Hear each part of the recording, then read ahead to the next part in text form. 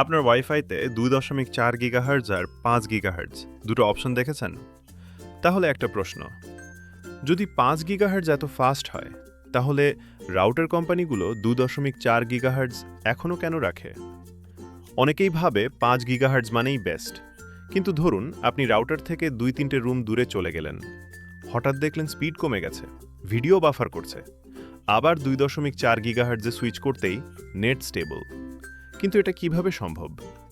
আসল ব্যাপারটা হলো 5 গিগাহার্টজ বেশি স্পিড দেয়, কিন্তু দূরে যেতে পারে না এবং দেয়াল ভেদ করতেও তুলনামূলক কম শক্তিশালী।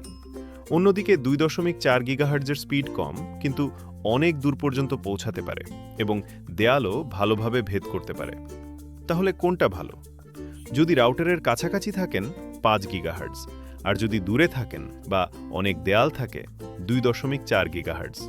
তাই বেস্ট ওয়াইফাই বলে কিছু নেই, আপনি রাউটারের কতটা দূর থেকে নেট ব্যবহার করছেন সেটার উপর নির্ভর করে। এরকম টেক টিপস পেতে চ্যানেলটি সাবস্ক্রাইব করে পাশে থাকুন।